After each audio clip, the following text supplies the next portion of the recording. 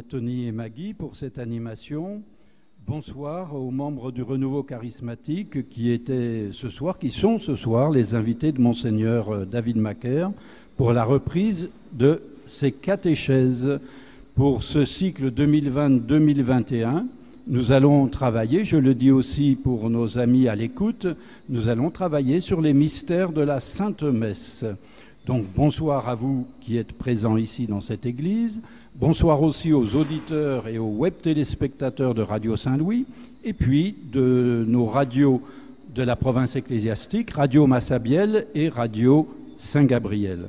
Et puis se joignent à nous en France, Radio Maria de Toulon, Radio Espérance de Saint-Étienne et puis Radio Notre-Dame et toutes les radios de Radio Notre-Dame Internationale. Ça fait beaucoup d'auditeurs, Monseigneur.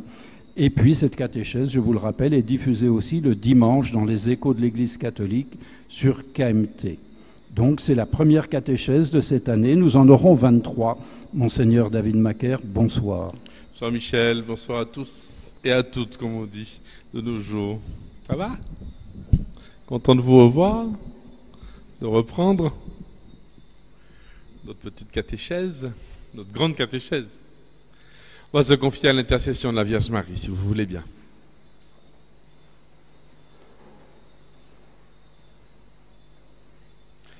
Au nom du Père et du Fils et du Saint-Esprit, Amen. Je vous salue Marie, pleine de grâce. Le Seigneur est avec vous. Vous êtes bénie entre toutes les femmes, et Jésus, le fruit de vos entrailles, est béni. Sainte Marie, Mère de Dieu, priez pour nous, pauvres pécheurs, maintenant et à l'heure de notre mort. Amen. Notre-Dame du Rouy, Notre-Dame du Cénacle, au nom du Père, du Fils et du Saint-Esprit. Amen. Les mystères de la Sainte Messe. Alors je monte à l'écran pour que ça puisse se voir. Les mystères de la Sainte Messe, c'est le thème de nos catéchèses. Alors je vois que la messe est à la mode. J'ai reçu un document, je crois que c'est le diocèse de Nanterre qui fait une formation aussi sur la messe. Et la messe est à la mode, et c'est bien, elle est interrogée en tout cas. Qu'est-ce que c'est que la messe, hein? Pourquoi on va à la messe? Surtout qu'en Martinique, et de plus en plus, nous avons tendance à mettre la messe, et c'est une bonne chose, au départ, de point de vue spirituel, c'est principal, comme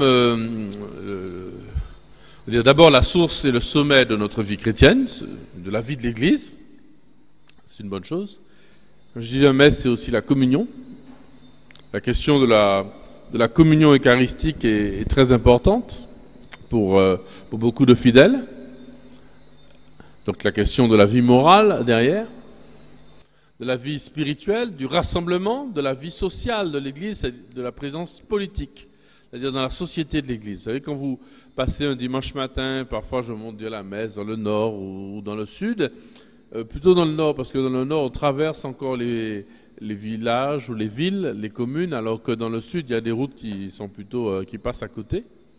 Et donc on voit les voitures qui s'accumulent autour des églises. Enfin, on voit que la messe est un fait social, un événement dans la société martiniquaise, et cela est beau, et une bonne chose. La question se pose aussi, mais quel est notre rapport à la messe si elle devient, et c'est le petit bémol que je mettais, l'unique élément de la vie chrétienne, hein, lorsqu'il n'y a que ça dans la vie des chrétiens ou dans le fonctionnement de l'Église, on va quand même mettre tous nos œufs dans le panier messe, ce qui est une bonne chose. Les meilleurs chorales, les meilleurs moments, le moment où on se déploie tout notre trésor de vie chrétienne, ce que nous savons faire, ce que nous sommes, c'est à la messe. C'est normal. La question c'est pourquoi exactement? Est-ce que c'est bon? C'est une bonne chose, hein, je vous rassure tout de suite.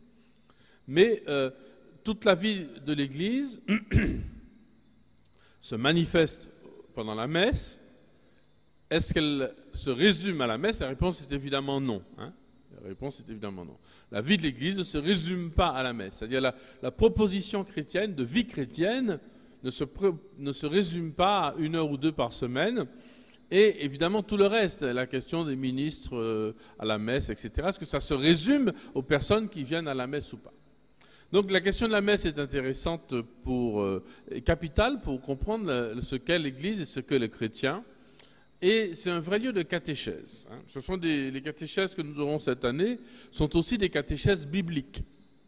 Là aussi, il y a un déficit dans notre compréhension catholique, de notre propre tradition, de notre héritage exceptionnel avec la messe en particulier. Il y a beaucoup d'autres héritages qu'on ignore. Mais cet héritage de la dimension biblique, exclusivement même biblique, de la célébration de la messe, on ne se rend pas compte que lorsqu'on met les pieds à l'Eucharistie, en fait, on vit le mystère et on vit l'Écriture. Et donc beaucoup de personnes quittent l'Église en disant « mais finalement, on ne m'a pas annoncé l'Écriture ». Mais la messe est une réalisation par les signes, par les gestes, par les paroles, bien sûr, la parole qui est proclamée. C'est une mise en œuvre de l'Écriture. Comme quand vous faites un chemin de croix, vous marchez à la suite de Jésus. Alors c'est symbolique, mais en même temps, vous entrez dans les pas de Jésus et les 14 stations de sa passion. Donc c'est l'Écriture mise en sketch, je veux dire. Vous voyez, comme si les enfants jouent le fils prodigue ou le bon samaritain. La maîtresse de caté a fait un sketch. Bon, ben voilà, on joue l'Écriture. Donc on la connaît, non pas forcément avec une Bible, mais parce qu'on l'a mise en œuvre dans son... la messe est entièrement une mise en œuvre de la parole de Dieu. Et c'est un peu ce mystère caché que j'aimerais désenvelopper au fur et à mesure avec vous au cours de cette année, de cette vingtaine de catéchèses que nous aurons ensemble cette année, si Dieu veut. Alors, aujourd'hui, c'est une grande introduction sur les grands principes sur lesquels je reviendrai au cours de l'année. Comme d'habitude, Michel, tu me fais signe quand l'heure arrive. Bon. Alors, tout d'abord, une longue tradition. La messe, elle ne vient pas, elle ne tombe pas comme ça, après Vatican II, ou d'il y a 50 ans ou 100 ans. Je demande pardon à nos frères séparés. Je vais souvent comparer la messe avec le culte, alors que je ne connais pas non plus. Je ne suis jamais allé, j'ai vu par Internet de temps en temps le culte protestant ou d'autres cultes qui existent dans ce monde. Ce n'est pas un culte qui est né comment dirais-je, d'un vouloir d'homme. Ce n'est pas un culte qui a été calculé, réfléchi par l'Église. Je dis ça parce qu'après Vatican II, comme il y a des choses qui ont changé, comme on a changé la langue de la messe, alors la plupart d'entre nous, nous n'avons pas forcément connu ça, sinon il y a très très longtemps, mais il y a 50 ans, même plus, presque 60 ans maintenant, la messe en latin, avec des rituels très, comment dirais-je, très stricts. On ne changeait rien, on ne bougeait rien, c'était tout le temps la même chose, au même moment, à peu de choses près, etc. Donc on a eu l'impression que la messe a été réinventée, on a, allez hop, voilà. Et donc elle est quelque chose qui est sujet à la modernité, au changement. Que la messe va être, c'est un peu si l'on vend la tchepoule penchée, selon l'assemblée, selon le lieu, etc. Alors il y a un peu de ça. On va voir pourquoi, quel est le sens de ce qu'a voulu le Concile, ce qu'ont voulu les pères du Concile, et ceux qui ont mis en œuvre cette réforme liturgique. Mais il ne faut pas se tromper sur le principe, c'est là-dessus que je veux venir. Alors je remonte à cette immense histoire qui remonte à la nuit des temps. Dès que les hommes ont été êtres humains, ils se sont tournés vers le ciel. Vous ne le savez peut-être pas, mais quand on retrouve un cadavre, vous pouvez exactement des ossements du Moyen-Âge, pas du Moyen-Âge, pardon, de la préhistoire, dans quelques forêts en Afrique, en Asie ou en Europe, en Amérique aussi d'ailleurs. Comment on sait qu'il s'agit d'un être humain? C'est parce que cet être humain, ces ossements, on a des traces d'un culte qui a été rendu. C'est-à-dire que la personne va être enterrée avec une certaine position, avec des objets de culte, avec des... voilà. Si c'est un cadavre d'animal, il mord. Mais quand c'est un être humain, depuis donc la préhistoire, depuis toujours, les êtres humains vont rendre un culte, vont se tourner. Bon. Donc la dimension de culte est très importante, c'est-à-dire se tourner vers la dimension invisible. Je ne parle pas encore de Dieu, mais voilà, il y a quelque chose qui nous dépasse. Et la vie, la mort, le sens de l'existence nous tournent vers quelque chose qui nous dépasse. Et donc la religion fait partie de l'être humain. C'est très récemment qu'on a inventé, d'ailleurs ça n'existe pas vraiment, des êtres humains qui seraient non-croyants. Ça n'existe pas. Les gens qui vous disent qu'ils sont non-croyants, ils sont peut-être non-croyants chrétiens, du Dieu des chrétiens, mais ils écoutent l'horoscope le matin, et enfin, il y a toujours un petit machin, on ne sait jamais, voyez.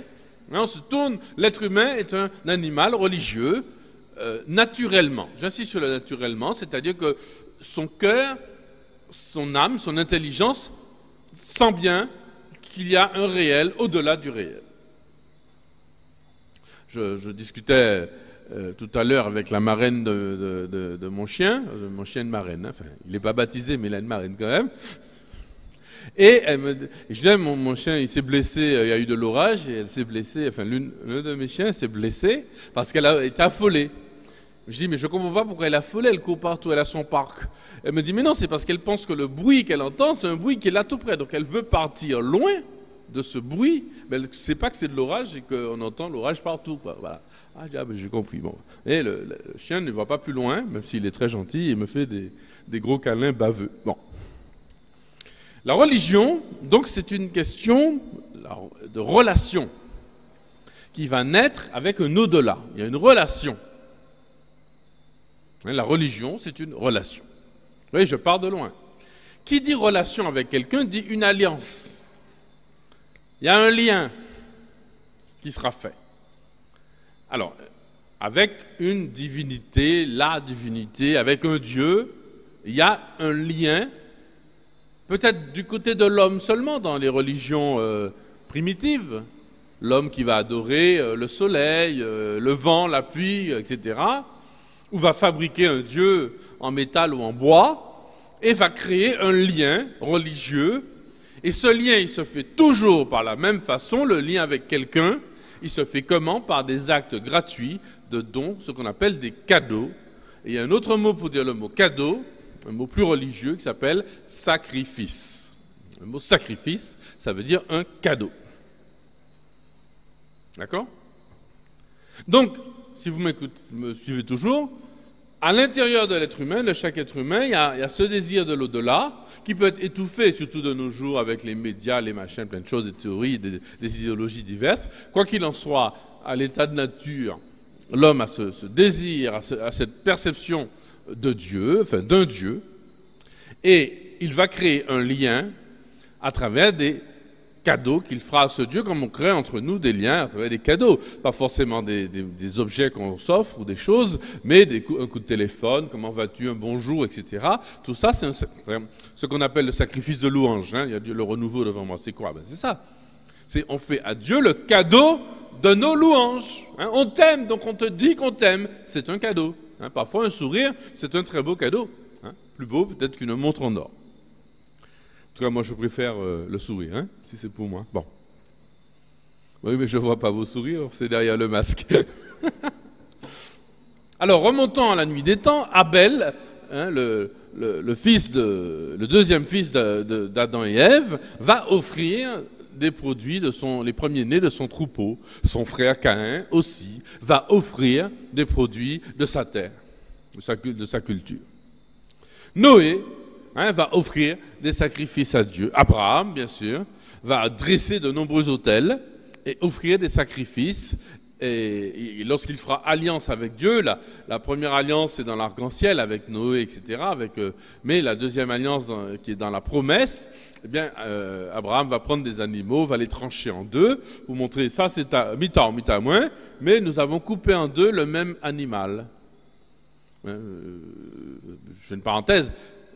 On se rappellera plus tard quand on en parlera, mais quand on va rompre le pain, le premier nom de l'Eucharistie, c'est il rompait le pain pour manger le même pain.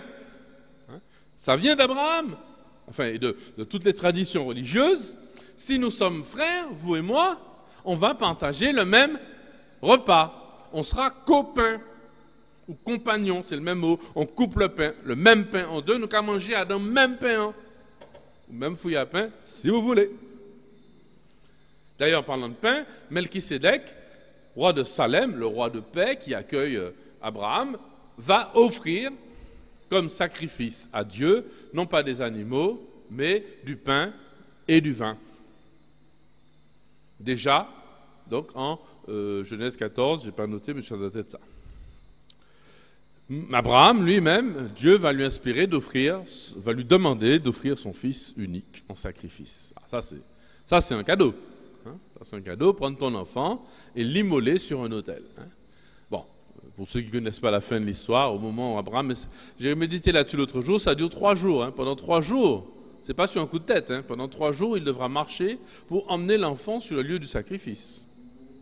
Et au moment où il va sacrifier l'enfant avec le couteau, eh bien, Dieu retient sa main et lui dit à Abraham, Abraham, ne porte pas la main sur l'enfant. Ne porte pas. Hein. Dieu dit, je ne veux plus de sacrifice humain. Mais le sacrifice humain est un peu logique. C'est logique. Si vous aimez Dieu, ce n'est pas seulement un bœuf ou un mouton ou je ne sais pas quoi, ou des mangos que tu vas lui offrir. C'est ta vie. C'est quelque chose qui est encore plus cher. Parce que pour Abraham, Isaac est plus cher que lui-même. Il le préfère que Dieu lui dise, donne-moi ta vie à toi. Plutôt que son fils, son unique, qu'il a attendu tellement longtemps. Puis il n'en aura plus. C'est fini. Agar et Ismaël sont partis à ce moment-là, si vous lisez bien l'Écriture, l'enfant qu'il a eu avec la servante, donc il n'aura plus d'enfant. C'est fini. Et il est prêt à l'offrir, c'est toute sa vie. Hein. Et c'est logique, parce que quand on rencontre Dieu, eh bien, qu'est-ce qu'on peut lui offrir d'autre que sa propre vie? On n'a rien on peut tout lui donner. Si c'est pour lui donner un zizing, c'est pas la peine. Tout ce que je vous dis là est contenu dans l'Eucharistie, évidemment. Moïse, bien sûr, va faire un sacrifice qui sera un peu plus, on va dire, intellectuel. C'est pas simplement, il y aura un échange, parce que Dieu va donner une loi. Donc le sacrifice se fera dans le cadre d'une loi, hein, la loi de Moïse. Et donc sacrifier à Dieu, faire des cadeaux à Dieu, c'est respecter sa loi. Hein. Les pharisiens, c'est des hommes qui respectaient les 613 commandements de la loi à la lettre. À la lettre, c'est de là que vient ce mot, respecter quelque chose à la lettre même de la loi. Parce que c'est la façon de faire un cadeau de sa vie à Dieu. Donc chaque instant, la façon dont tu t'habilles, la façon dont tu parles, les personnes à qui tu parles, etc. Tous les gestes sont pour Dieu. David, lui, voudra bâtir un temple, il n'y arrivera pas, mais Salomon le fera, un temple qui est le lieu même du sacrifice permanent, sacrifice perpétuel pour Dieu. Et donc dans le temple, on va faire des sacrifices régulièrement, matin, soir, le midi, etc., avec des louanges et des prières, pour montrer que le peuple, en permanence, et donc la fumée qui montait du temple, là, avec les animaux qu'on brûlait, eh bien, était le signe de la prière du peuple, qui monte, qui monte, qui monte. On va retrouver ça dans l'Eucharistie avec l'encens. C'est le signe de... Voilà, c'est quelque chose de gratuit. Hein, de gratuit, voilà, on t'offre ça, ça brûle pour rien. Mais c'est un signe aussi. Bon, et on arrive à Jésus. On arrive à Jésus. Vous voyez, j'ai traversé tout l'Ancien Testament en 10 minutes. Hein. Bon, voilà. Alors qu'il allait célébrer avec ses disciples le repas pascal, où il institua le sacrifice de son corps et de son sang, le Christ Seigneur ordonna de préparer une grande salle aménagée. Luc 22, 12. Alors, je cite ici la toute première phrase de ce qu'on appelle la présentation générale du missel romain. Hein. Je vais beaucoup faire référence à ce texte, qui est un texte qui est au début des missels des prêtres. Malheureusement, peu de personnes l'ont lu, il est disponible sur Internet. Et la présentation générale du missel romain explique tous les gestes, tout ce qu'il y a, tous les mystères dont je vais vous parler sont inclus, sauf que moi je vais rajouter quelques éléments bibliques hein, pour pouvoir vous montrer quels sont les fondements bibliques de ce que nous pratiquons lorsque nous arrivons à la messe. Donc, première référence, la Sainte Seine. Hein, Jésus a préparé une salle. Et là-dessus, la présentation générale du missel dit, il faut commencer par préparer la messe. Parce que Jésus a envoyé ses disciples, a dit, allez, il y en a 2 qui partent, allez chez un tel, et vous dites, le maître a besoin de la salle. Donc la salle a été préparée. Hein, on n'arrive pas comme ça, la blogodo, etc. Non, voilà.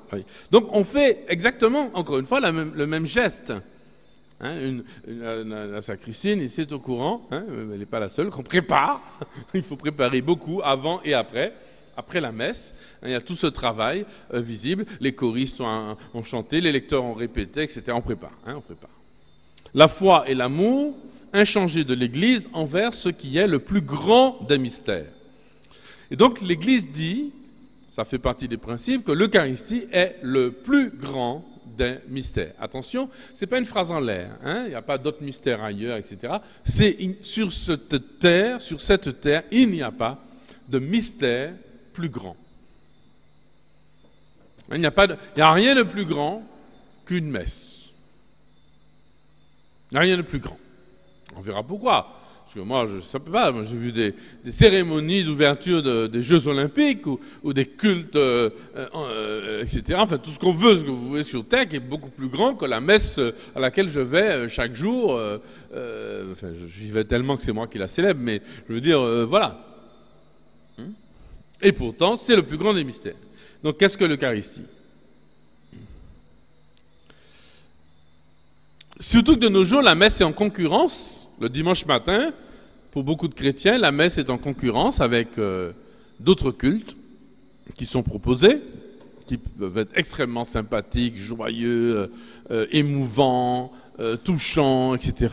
La messe est en concurrence. Parce que la messe, elle se célèbre sur terre. Donc sur terre, même la parole de Dieu, Radio Saint-Louis le sait bien, est en concurrence avec d'autres radios qui racontent des choses très bien peut-être, mais nettement moins intéressantes que la parole de Dieu. Et pourtant, quand vous allumez votre radio le matin, vous avez le choix entre RCI, Martinique Première, Trace FM et d'autres, et Radio Saint-Louis. Et pourtant, Radio Saint-Louis, c'est la parole de Dieu. C'est bizarre que la parole de Dieu se mélange de la même façon que le Verbe de Dieu, deuxième personne de la Trinité, le Fils de Dieu, s'est mêlé au monde. Il est venu dans le monde. On a envie de lui dire, mais qu'est-ce que tu fais là? Tu es trop beau, tu es trop pur pour te mêler à ce monde. Qu'est-ce que la messe vient faire au milieu des spectacles de la télévision d'un côté, le sport, les détentes ou les promenades, etc., qu'il y a dans ce monde, ou les autres cultes des autres religions. Ou même nous, catholiques, on peut dire ah ben, on se réunit et puis on fait autre chose. Voilà. Alors, je suis à 10% de ce que je devais vous dire, et je vois qu'il s'est marqué 10 minutes. J'ai moi-même reçu 1 Corinthiens 11, 23 à 26. Voilà ce que dit saint Paul. J'ai moi-même reçu ce qui vient du Seigneur, et je vous l'ai transmis. La nuit où il était livré, le Seigneur Jésus prit du pain, puis ayant rendu grâce, il le rompit et dit « Ceci est mon corps qui est pour vous. Faites cela en mémoire de moi. » Après le repas, il fit de même avec la coupe en disant « Cette coupe est la nouvelle alliance en mon sang. Chaque fois que vous en boirez, faites cela en mémoire de moi. Ainsi donc, chaque fois que vous mangez ce pain et buvez à cette coupe, vous proclamez la mort du Seigneur jusqu'à ce qu'il vienne. » Sœurs et frères, donc ce texte, je l'ai choisi plutôt que les récits dans les évangiles, d'abord parce qu'il est plus récent que les évangiles, d'après certains exégètes, et Paul n'a pas assisté à l'institution de l'Eucharistie. Donc il dit, il est dans la transmission, c'est-à-dire ce que lui il a reçu, il le transmet, exactement comme nous. Hein. Nous, la messe, on l'a reçue et on la transmettra, et on la transmet. Bon. Ce qu'il dit, c'est que, donc d'abord, il dit tout l'enseignement, hein, Jésus a dit, faites cela en mémoire de moi, buvez à cette coupe. Chaque fois que vous mangez ce pain, vous buvez à cette coupe, vous proclamez la mort du Seigneur, et donc sa résurrection. Hein. Et c'est valable, ce que nous vivons à l'Eucharistie, chaque jour, chaque dimanche, ceux qui vont le dimanche à la messe, eh bien c'est valable toujours. Nous proclamons en direct, en temps réel, la mort du Seigneur. La messe est donc l'expression de notre foi en la résurrection. Hein. La messe, c'est le lieu par excellence où nous exprimons, hein, lex orandi, lex credendi, dit la formule latine, la loi de la prière, c'est la loi de la foi. De la même façon, si vous préférez, dis-moi comment tu pries, et je te dirai en qui et pourquoi tu crois. Dis-moi comment tu pries, et je te dirai en quoi, pourquoi et en qui tu crois. Qu'est-ce que la messe? La messe, je vous dis, c'est d'abord un sacrifice. C'est-à-dire, c'est quelque chose où on va mettre à part, où on révèle, comment dire, j'espère que je ne parle pas de façon trop compliquée, mais vous poserez des questions, comme d'habitude. On révèle que quelque chose a été mis à part pour Dieu, comme Isaac a été mis à part pour Dieu, comme Abel a pris les animaux de son troupeau pour Dieu seul. C'est un sacrifice. Ce n'est pas un spectacle. Ce n'est pas une cérémonie, comme une remise de médaille. C'est une cérémonie, c'est symbolique, vous êtes là, vous assistez à une remise de médaille, vous êtes assis sur votre banc, etc. C'est une célébration, c'est-à-dire que dans une célébration, je célèbre. Je suis impliqué dans la célébration. Vous connaissez l'omelette au lardon? L'omelette au lardon, c'est bon ça, une omelette au lardon, c'est bon. Dans une omelette au lardon, il faut un cochon et une poule pour faire une omelette au lardon. Vous êtes d'accord avec moi? Il faut un cochon et une poule. Sinon, pas d'omelette et pas de lardon. Bon. Sauf que la poule, elle est concernée par l'omelette au lardon. Dans une cérémonie, on est concerné. On est invité à une remise de médaille, on est concerné. On est là, on applaudit, etc. Par contre, le cochon, lui, il est impliqué dans l'omelette au lardon. Parce qu'il donne sa vie dedans. Vous voyez la différence? Donc, la célébration de l'Eucharistie, célébrer l'Eucharistie, ce n'est pas être concerné par l'Eucharistie, c'est être impliqué dedans, comme le cochon et le lardon. Et c'est ça le sacrifice. On est frères de sang. L'alliance, vous savez que c'est les frères de sang là. On coupe la veine, et les deux frères de sang mêlent leur sang, comme les Indiens dans les films de cow-boys quand on était petit. Ou préférez, regardez-vous avec vos masques, le Covid, on sait maintenant ce que c'est que de partager ou pas ces microbes. Vous voyez? Quand vous vivez avec quelqu'un dans la même maison, c'est ton frère parce que tu as les mêmes microbes, tu ne mets pas de masque. Voilà. Voilà. C'est ça. C'est-à-dire qu'on partage les microbes du Seigneur. Sauf que les microbes du Seigneur, c'est la vie éternelle. Amen. Et on fait partie de la maisonnée. On fait partie de la même maisonnée. On boit dans le même verre que le Seigneur, la même coupe. On boit son sang et on mange son corps. Il y a une alliance. La question de la transsubstantiation, on y reviendra. C'est-à-dire la présence réelle de la substance même à travers le corps, le pain et le vin qui changent de substance. La messe, dit la présentation du missel romain, est tout ensemble sacrifice de louange, sacrifice d'action de grâce, sacrifice de propitiation, sacrifice de satisfaction. C'est-à-dire, en un mot, on est tourné vers Dieu. C'est un sacrifice. Un cadeau. Rappelez-vous la traduction, c'est un cadeau. Sacrifier, c'est faire sacré. Si j'ai 5 000 €, je vous offre une montre en or. J'ai fait sacré, parce que ce qui n'était que de l'argent est devenu un signe d'amour. De l'argent est devenu de l'amour. Comment j'ai fait ça? Parce que j'ai fait un sacrifice. J'ai fait sacré cet argent. Voilà.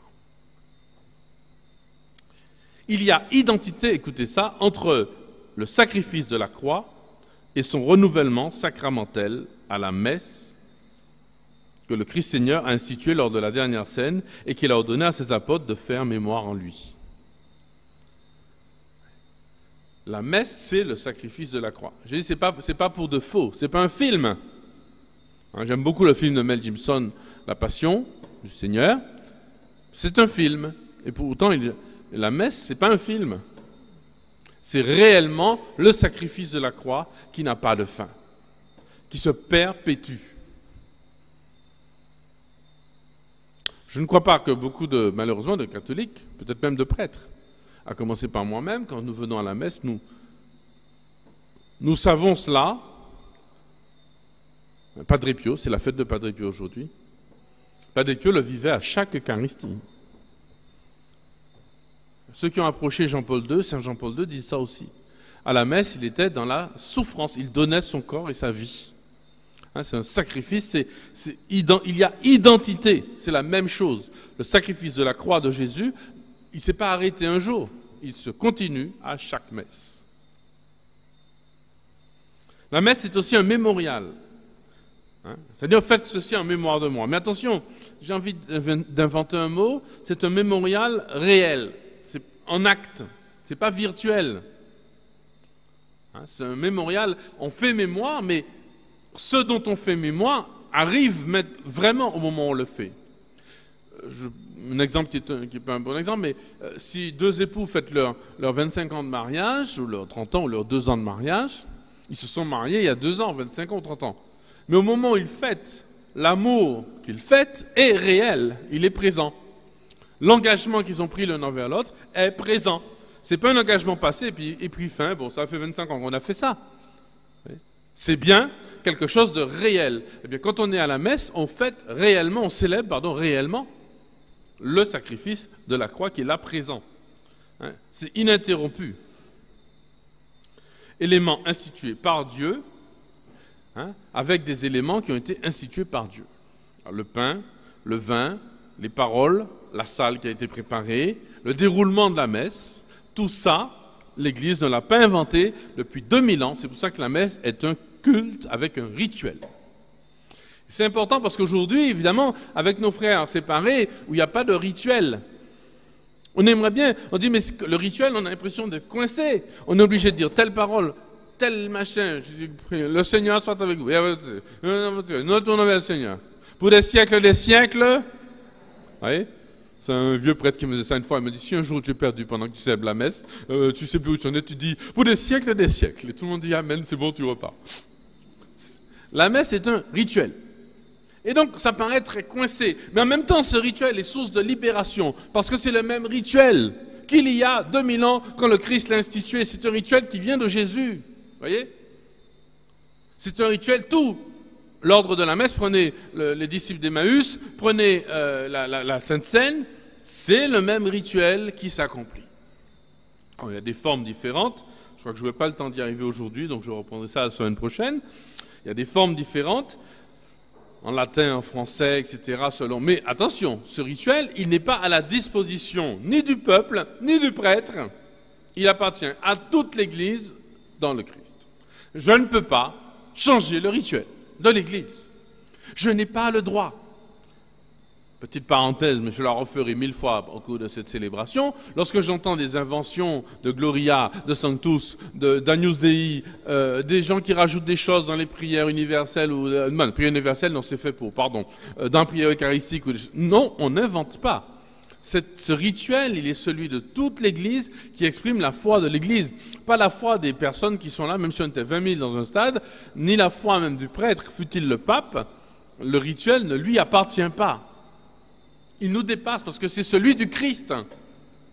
Les signes, ce sont des sacrements. Toute la liturgie se fait par des signes sensibles par lesquels la foi se nourrit, se fortifie et s'exprime, dit la présentation du missel. Et donc ça veut dire que ce que Paul a reçu, il l'a transmis. Et nous devons le transmettre de la même façon, fidèlement. On ne peut pas inventer, fabriquer son petit rituel particulier. La messe est vraiment... Alors, il ne s'agit pas non plus d'être coincé. J'ai pas eu le temps d'arriver jusqu'à Vatican II, mais je le ferai la semaine prochaine. La messe est... Oui, c'est un culte. C'est un rituel. Et il est fait pour Dieu. Il s'adresse à Dieu. Cette catéchèse ne s'adresse pas à Dieu, elle s'adresse à vous. Un temps de prière charismatique, bien sûr, on appelle Dieu. Mais Dieu veut, quand on va dans un groupe de renouveau, Dieu veut que nous venions pour nous, pour recevoir des grâces et pour témoigner des grâces qu'il nous a faites à nos frères, pour édifier l'Église. La messe n'est pas d'abord pour cela, elle est d'abord pour Dieu. Pour dire à Dieu merci. Vous voyez, un peu comme si on va à l'anniversaire de quelqu'un qu'on aime, de notre maman, on va pour elle. On ne va pas parce que le gâteau est bon, on ne va pas parce qu'on va rencontrer, on est content de voir ses frères et sœurs. Tout ça peut être vrai. Le gâteau sera bon, on sera content de voir ses frères et sœurs. Mais même si le gâteau n'est pas bon, et même si on n'est pas content de voir ses frères et sœurs, on y va parce qu'on aime maman. Et ça, c'est quelque chose qu'on a un petit peu perdu. Un petit peu perdu par égoïsme, en disant, la messe, c'est pour mon bien-être. Ah, quelle belle messe, ça m'a fait du bien. Hein. Oui, bien sûr. Mais c'est pas pour ça qu'on y va. On y va parce que c'est l'identité du sacrifice du Christ sur la croix, et on va dire à Dieu, Seigneur, je sais que tu m'aimes, et je viens à la messe parce que c'est toi. Parce que c'est le lieu même du sacrifice où tu m'as convié. Notre secours est dans le nom du Seigneur.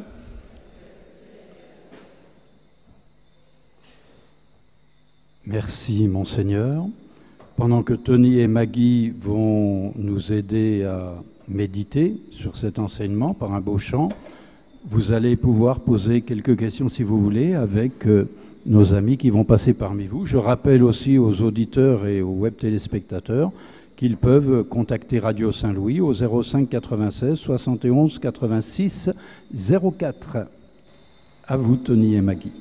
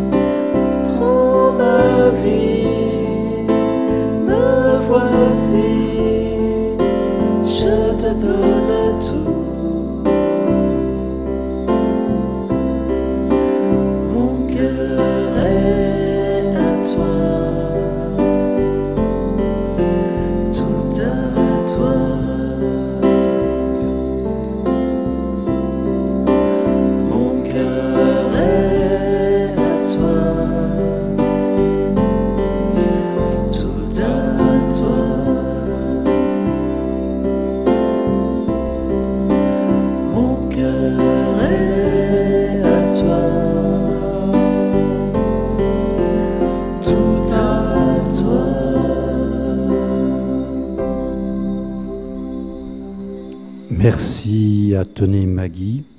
Notre cœur, nous le donnons au Seigneur à la messe, et lui-même d'ailleurs donne sa vie, comme le disait Monseigneur.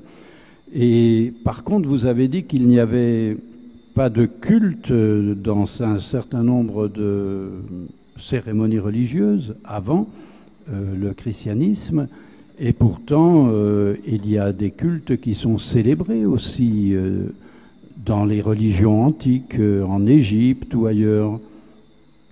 On peut tout appeler culte, hein, on peut tout appeler, tout acte de religion est un culte, est un signe de respect que l'on pose, etc. Ça j'appelle au sens restreint. C'est juste, hein, tout est culte. Un temps de prière, improvisé, c'est un acte de... Soit, il y a deux types de cultes, on a déjà fait dans d'autres catéchèses, le culte de Dully et le culte de latrie. Qu'est-ce que j'entends par là? Le culte de latrie, c'est plus simple à comprendre, c'est le culte d'adoration. Hein, l'adoration. Or, on adore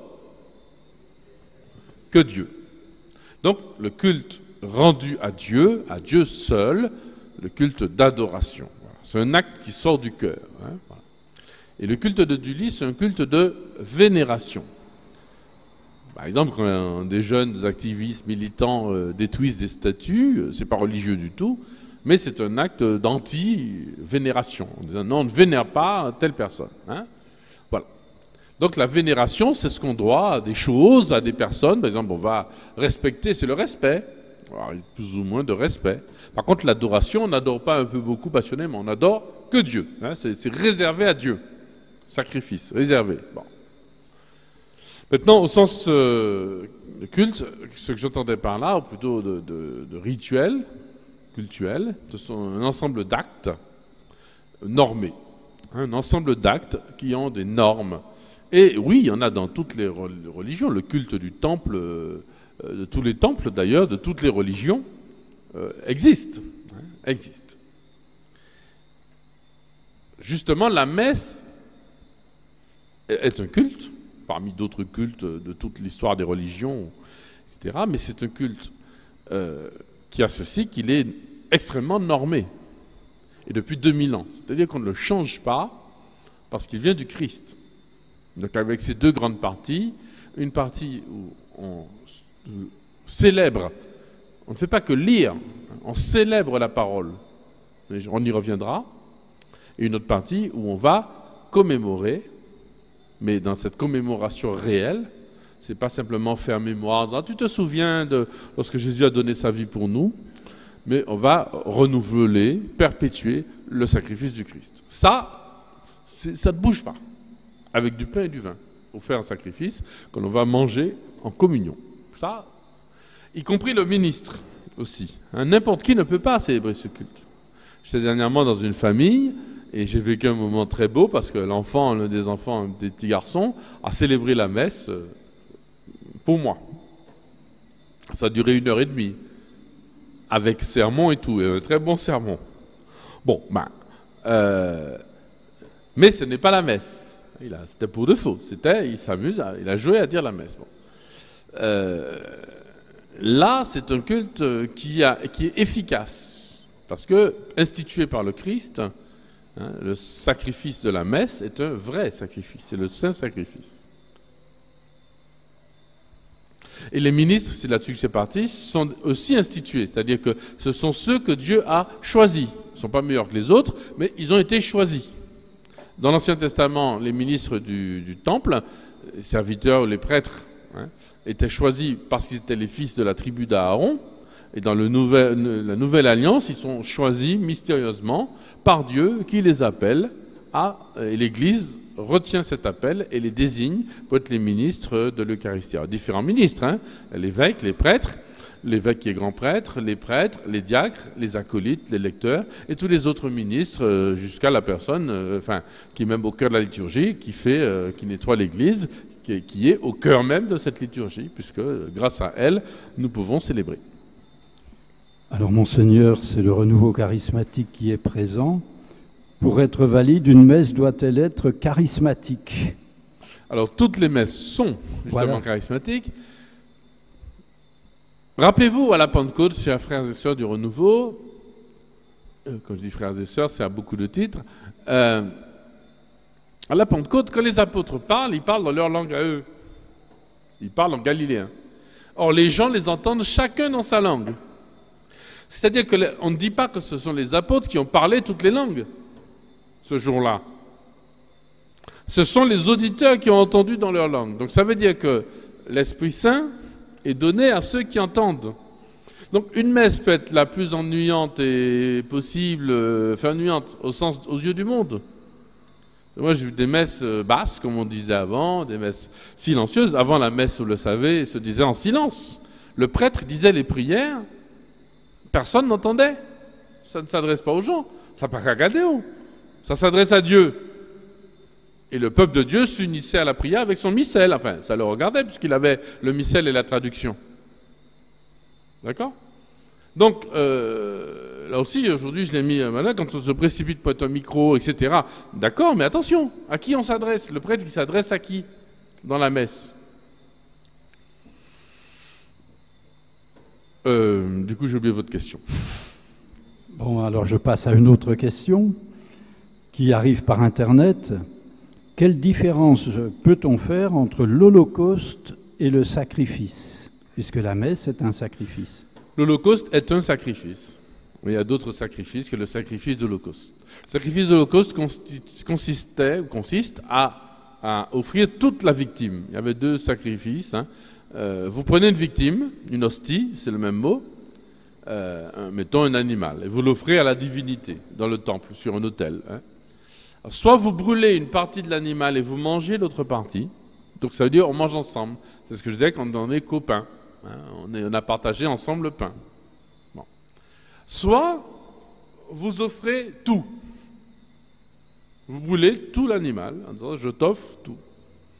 Ça c'est le sacrifice de l'Holocauste. La messe a le mérite, le Seigneur a inventé un sacrifice qui est à la fois un sacrifice d'Holocauste, puisqu'il s'offre tout entier, et qui est aussi un sacrifice de communion.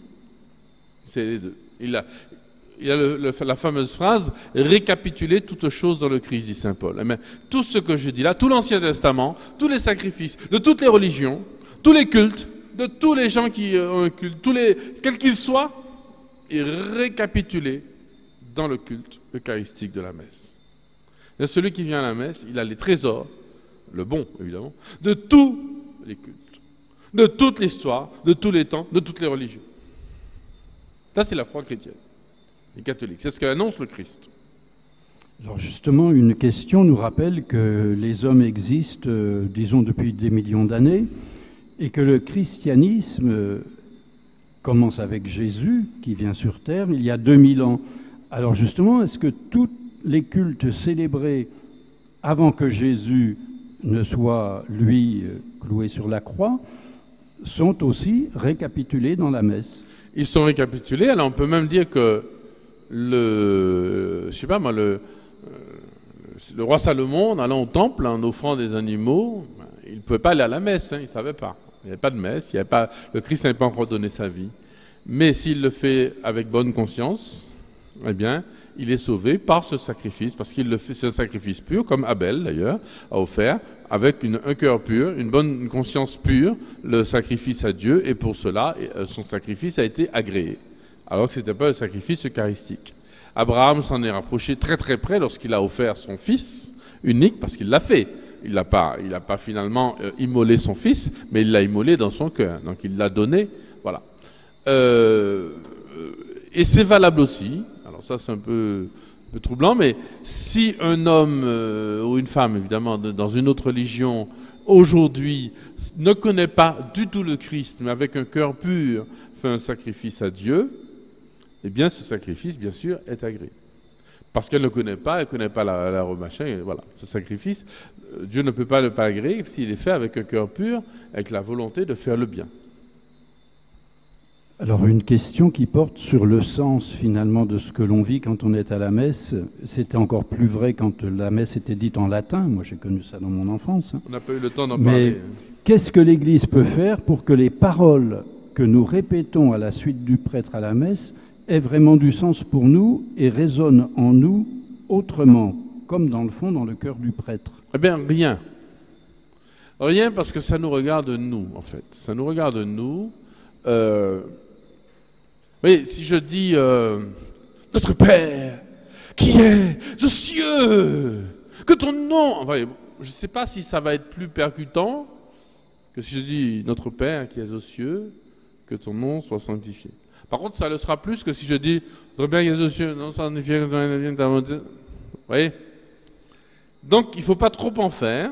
Dans la façon, on viendra d'ailleurs dans les catéchèses sur la façon de dire les lectures, de dire les textes, etc. L'Église le précise assez bien, le dit assez bien. Est-ce qu'on essaie de toucher les cœurs? Est-ce que le prêtre, c'est une question, hein, on y répondra aussi, mais pendant qu'il célèbre, est-ce qu'il doit faire de son mieux pour que les gens puissent participer? Est-ce que c'est ça son but? Ou bien est-ce que son but, c'est de se tourner vers Dieu et lui-même d'être entièrement... Bon, Padre Pio répond à la question. Hein. J'ai envie de dire, il s'en fiche complètement, quoique, de savoir ce que vivent les gens. Lui, il dit sa messe pour Dieu. Mais justement, en étant pour Dieu, ça ne le sépare pas. On raconte qu'une fois, il y a un de ses fils spirituels qui, pendant la messe, a été distrait et est resté debout pendant la consécration. Et donc il était en train de penser à autre chose, il est resté debout pendant la prière eucharistique et les gens à côté étaient à genoux. Et Padre Pio, lui, il est de dos, il dit sa messe tournée vers l'autel, vers le Seigneur. Et soudain, cet homme sent une odeur très forte, une très bonne odeur, qui le réveille de ses pensées. Et il se rend compte que tout le monde est à genoux, que c'est la consécration, donc il se met à genoux. Et après la messe, il croise le Padre Pio, le Padre Pio passait jusqu'à la sacristie, donc les gens s'alignaient. Et Padre Pio s'arrête et lui dit « Alors, tu pensais à autre chose tout à l'heure ?» Il lui a dit « Ah, c'est vous !» Et l'autre ne le voyait pas, mais il lui a envoyé... il le voyait aussi. Hein, ce Padre Pio avait des dons, des grâces mystiques immenses.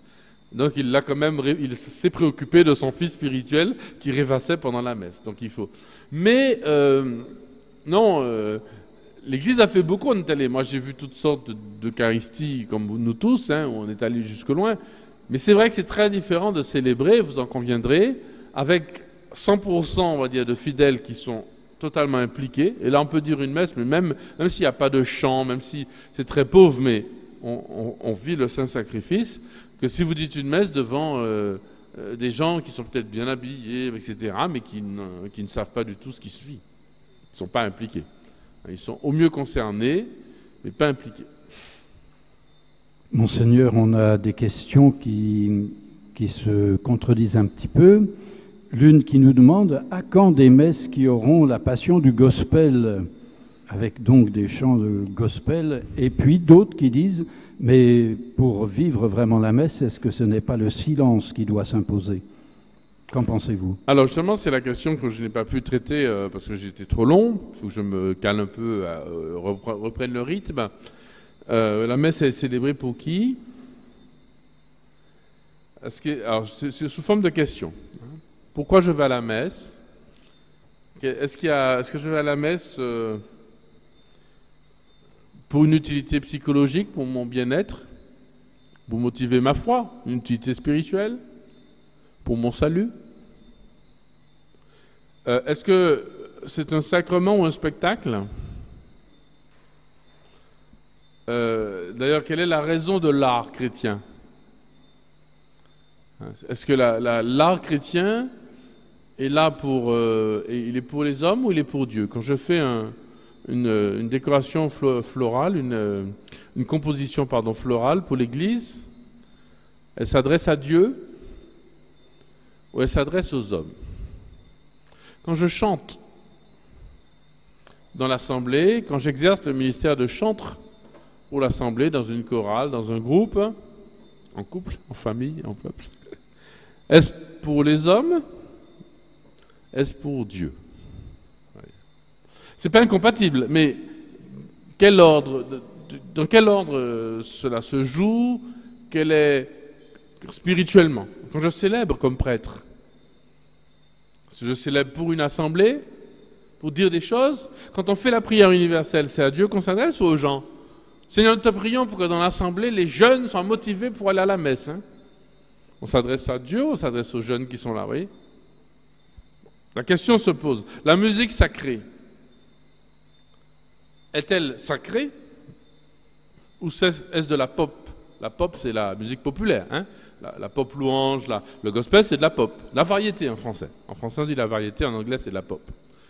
Est-ce une musique moderne qui est faite pour m'émouvoir? Attention, je parle de la messe. Je ne parle pas d'un groupe de prière. Je ne parle pas d'un temps de louange, d'un temps avec des jeunes, de machin, etc., de concert, de Glorious ou de Grégory Turpin. Je parle de la messe. Les micros. L'usage des micros, de la sono, c'est quel est le juste usage? Pourquoi d'ailleurs je dis la messe avec un micro? Parce que Dieu, il entend très bien. Si je ne dis pas qu'il faut le dire en silence, je pose vraiment toutes ces questions. Donc effectivement, ces questions ont leur place. Alors, je répondrai rapidement à ces deux questions. Les deux, mon colonel, les deux ont de la place. Hein. Il y a un temps pour la louange, il y a un temps pour le silence, et il doit y avoir des temps de silence prolongés, appuyés, j'ai envie de dire, pendant la messe. Et que les fidèles rentrent aussi dans ce temps de silence. Alors si c'est un temps de silence parce que l'enfant de cœur a oublié la coupe et que tout le monde se regarde, machin, parce qu'il y a de machin ou ça, non, ça c'est pas du silence parce que, comme je dis à mes cérémoniels, mes assistants, vous êtes en train de faire amène le mastin, tout le monde te regarde, personne ne prie. Mais si c'est un temps de silence où tout le monde est assis en train de prier, alors là oui, on est dedans, hein, on est dedans. Et à un temps bien précis. Il y a des moments qui sont prescrits. Hein. Dans la nouvelle traduction du missel qui va arriver bientôt, oui, il y a des moments de silence qui sont prescrits. Après les lectures, normalement, on s'assoit, on fait silence. Monseigneur, la messe, c'est une obligation, la messe le dimanche notamment. Peut-on la remplacer par une autre messe en semaine ou alors par une visite à une personne malade ou en difficulté? Est-ce du même ordre? Motu proprio, par soi-même, non. Mais en cas de force majeure, oui. Hein, en cas de force majeure, oui. On peut pas, c'est pas une option. Hein, la messe, c'est pas une option dans la vie chrétienne. Évidemment, s'il n'y a qu'une seule messe et tous les dimanches, j'ai qu'une seule chose à faire, aller visiter une personne âgée, bon, ça se discute. Bon, on demande dans ce cas-là la permission à son prêtre et le discernement à l'Église. Mais on ne peut pas choisir par soi-même ce qui est mieux ou moins bien, surtout par rapport à la messe. En cas de force majeure, évidemment, si ce samedi, dimanche, vous n'avez pas pu aller à la messe parce qu'il y avait une inondation, parce qu'il y avait un problème, un drame dans la famille, ou je ne sais pas quoi, ou parce que votre voiture était en panne et que vous n'avez pu contacter personne, et que voilà, ben, vous y allez en semaine, hein, cette fois-là. C'est tout. La messe, c'est aussi une invitation. Puis-je dire que je ne prends pas la peine d'aller à la messe puisque c'est la même chose qui se dit à chaque fois. Et c'est le même sacrifice qui se reproduit éternellement en quelque sorte. Donc assister à la messe une fois, c'est y assister toujours. C'est vrai. C'est vrai. C'est vrai. C'est vrai que y a deux sens dans la question. Hein. C'est le rapport au temps. Il y a le rapport à l'éternité, le rapport au temps. Alors le mauvais sens, c'est de dire, ben, moi je suis déjà allé à la messe la semaine dernière, c'est la même chose, c'est les mêmes prières, bon ça va. Hein. Donc vous connaissez l'histoire de la maman qui avait 4 enfants, et puis l'aîné un jour qui dit, moi j'ai fait ma confirmation, je suis déjà allé à la messe la semaine dernière, c'est bon, cette semaine j'y vais pas. Donc les parents sont partis avec les 3 autres. Ils n'ont rien dit, mais arrivé à table le midi, la maman faisait toujours des frites tous les dimanches midi. Donc elle donne des frites à tout le monde, et quand elle finit le plat dans son assiette, et tout le monde se met à manger, le grand qui dit mais tu m'as pas donné de frites. Non, on l'a dit, ben je t'ai déjà donné la semaine dernière. Tu en as déjà eu la semaine dernière, t'as bien besoin. Bon, donc la messe, c'est justement le sacrement qui se perpétue, qui s'inscrit dans le temps et qui est renouvelé même chaque jour dans l'Église parce que le sacrifice du Seigneur sur le calvaire ne s'arrête jamais tant que l'on célébrera la Sainte Messe. Donc ça, on s'inscrit dans l'éternité à ce moment-là. Et donc, Mère Teresa disait, vous connaissez cette phrase, à chaque messe, elle disait au prêtre, célèbre, enfin c'est attribué à Mère Teresa, hein, célèbre la messe comme si c'était la première fois, célèbre la messe comme si c'était ta dernière messe, et célèbre la messe comme si c'était la seule messe de ta vie. Et chaque messe est la seule messe de ma vie, la dernière messe de ma vie et la première messe de ma vie. Voilà. On ne peut pas s'habituer, hein. Voilà. Si on s'habitue, c'est parce qu'on n'a pas compris. À un moment donné, le démon nous a décrochés. Monseigneur, quand on communie, est-ce qu'on doit être absolument en état de sainteté? Qu'appelle-t-on la sainteté? Voilà, c'est état de sainteté. Il n'y a que la Vierge Marie qui pourrait communier. Non, quand on communie, il ne faut pas être en état de péché mortel. Alors, c'est pour cela qu'au début de la messe, il y a le rite pénitentiel et il y a même une formule d'absolution, que Dieu Tout-Puissant vous fasse miséricorde, qu'il vous pardonne vos péchés et vous conduise à la vie éternelle. Amen. Cela nécessite de la part des fidèles, je le répéterai quand on fera ce passage-là, un acte profond de contrition intérieure. C'est pas seulement dire Amen. Il faut que le fidèle réponde. Ça, c'est l'ambition de Vatican II, qui est un peu forte. Hein. C'est le fait que, écoutez ce que dit la présentation du missel romain, la célébration tout entière est organisée pour favoriser chez les fidèles une participation consciente, active, plénière du corps du Christ, animée par la ferveur de la foi, de l'espérance et de la charité. C'est-à-dire que ceux qui même les prêtres nous n'en sommes pas capables, on demande aux fidèles d'être entièrement là présents, etc. Bon. Enfin, il y a des moments où il faut être là pendant la messe. Et ça se prépare, justement. Notamment ce moment où le prêtre nous donne cette absolution de la messe, de nos péchés véniels. Il faut que le fidèle réponde dans son cœur en disant Amen, d'où la réponse est très importante, hein, en disant effectivement, Seigneur, je fais un acte de contrition, comprenant la ferme résolution d'aller se confesser le plus rapidement possible. Donc là, on peut communier à ce moment-là. Évidemment, il ne faut pas qu'on soit en état objectif de péché mortel, ou d'un péché qui fait que je sais que quelqu'un a quelque chose contre moi, parce que si, à ce moment-là, mieux vaut s'abstenir de communier, sinon on mange et boit sa propre condamnation. C'est l'Évangile. Monseigneur, une dernière question, puisque le temps se termine. Chez les frères séparés, la messe est-elle valide? Et en Allemagne, les évêques proposaient l'intercommunion, de pouvoir participer, protestants et catholiques, à la messe ou au culte et de communier ensemble. Qu'en pensez? Je pense ce qu'en pense l'Église. Non, la messe, elle n'est pas valide pour plusieurs raisons. D'abord, les ministres du culte, ça ne peut pas être n'importe qui. Hein. Le petit garçon qui célébrait la messe, il a mieux célébré la messe que certains prêtres que je connais. Hein. Je peux vous dire que c'était impeccable. Hein. Mais oui, il n'est pas prêtre. Donc le prêtre est choisi et choisi par Dieu, et l'Église a discerné, a confirmé ce discernement en lui donnant les ordres, l'imposition des mains qui vient du Christ, qui vient directement du Christ, hein, sans interruption depuis 2000 ans.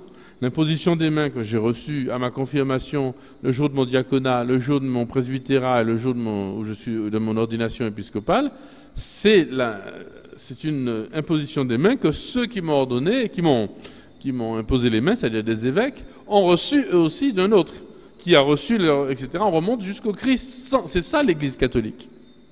Donc n'importe qui ne peut pas...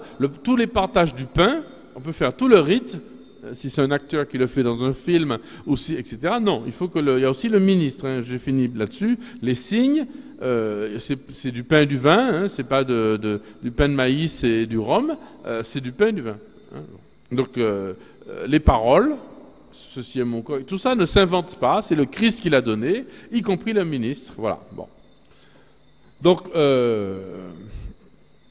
après, nos frères protestants en Allemagne, je sais pas, il y a beaucoup d'églises différentes, de communautés différentes. Il n'y a pas la succession apostolique. C'est objectif. Donc l'Église est claire là-dessus. L'enseignement de l'Église est très précis. Ça n'empêche pas, non pas une intercommunion, parce que le corps du Christ, c'est ceux qui ont fait leur première communion, et qui croient que le Christ est réellement présent en la foi de l'Église, la transsubstantiation, c'est-à-dire le corps du Christ est vraiment là, présent, livré pour nous. Donc ce n'est pas simplement un partage de copains. Par contre, rien ne m'empêche de partager un temps de prière. Le renouveau est très bon dans l'œcuménisme. Un temps de repas. Un partage sur la Bible, etc. avec mes frères séparés. Voilà. Par contre, avec les orthodoxes, c'est différent. Parce qu'ils ont la succession apostolique. Donc le corps du Christ est vraiment le corps du Christ. Le sang du Christ est vraiment le sang du Christ, etc. Ce n'est pas simplement une commémoration symbolique qu'ils célèbrent, c'est le vrai sacrifice que célèbrent nos frères orthodoxes, et avec eux, on partage tous les sacrements. La dévotion envers la Vierge et tous les sacrements. Donc là-dessus, bon, par contre, le fidèle catholique n'a pas le choix d'aller ou pas. S'il est catholique romain, comme nous, on ne va pas à la messe, ni même chez des catholiques orientaux, parce qu'on a envie de voir comment c'est. On va à la messe à une église catholique romaine. Si on est dans un pays où il n'y a pas de catholiques romains, on va chez des catholiques orientaux, ou bien sinon on va chez les orthodoxes s'il y en a, et puis on va rejoindre nos frères. Alors il y a des frères chrétiens comme ils sont. Voilà, on n'a pas peur de le faire. Amen. Amen, merci Monseigneur. Alors je préviens quand même que comme on est en temps de Covid, merci d'avoir bien respecté les gestes barrières, la bénédiction sera collective. Et puis, pour repartir de l'église, on sort par les portes de côté, d'accord?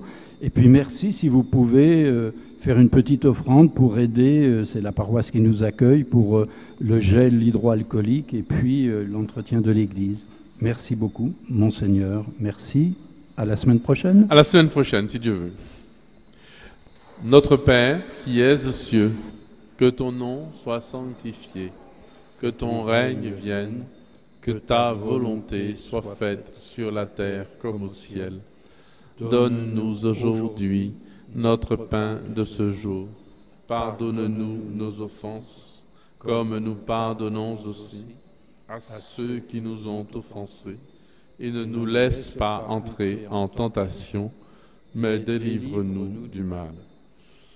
Le Seigneur soit avec vous, et avec votre que Dieu Tout-Puissant vous bénisse, le Père, le Fils et le Saint-Esprit. Amen.